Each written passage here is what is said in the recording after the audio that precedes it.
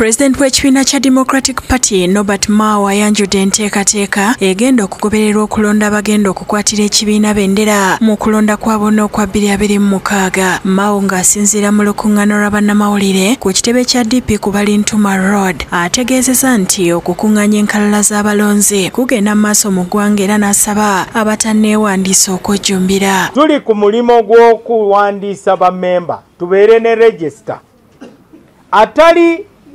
atalina linnya lye mu register ya DP tetumubala nga memba. Omwezi guno Mao n'olukiiko lwe bonna baakutalaaga eggwanga nga basinkana abakulembeze ba Democratic Party ku mutendera gwa district okubazaamu amaanyi okubakubiriza okwesimbawo ku bifo eby'enjawulo ku tiketi y'ekibiina wamu n'okubannyonnyola ku ndagaano ya DP ne NRM. Basobole okuvaayo okwesowolayo bakwate tikiti ya Democratic Party basobole okuvuganya. Mao bw'ati akakasiza nga DP bwegenda okusimbawo omuntu omu ku kifo kya president mu kulonda kwa bonna era banaakivuganyaako abasabye beesowoleyo nga bamanyi nti balina ku magezi agasobola okukulembera eggwanga lino. N'olwekyo w'oba olonda president wa DP olina okuba nga omuntu oyo omulaba mu kifaananyi kya president w'eggwanga.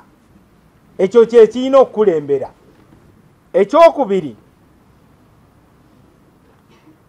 weba kulonda nga president wa DP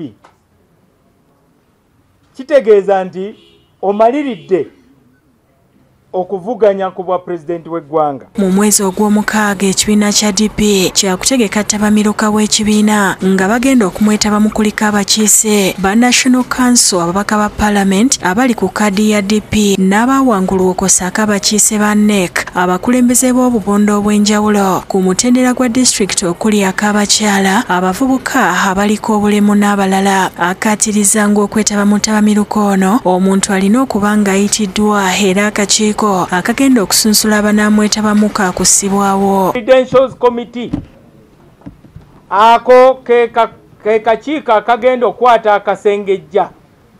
Kasengejje bamemba abasaanidde okubeera mu Delegates Conference ate okwanirizibwa mu Delegates Conference olina kubanga ofunye ebbaluwa eva ewa Secretary General Dr. Gerard Siranda Blacks ng'ekuyita mu butongole. Ssaabawandiisi wa DP Gerard Siranda akakasiza ng'ab'ekisinde ekya Democratic Alliance ekikulemberwa Mathias Mpuuga bwe babawandiikidde nga babasaba okubasinkana. Kakati tosobola kugamba nti oli DP block ate owandikira DP.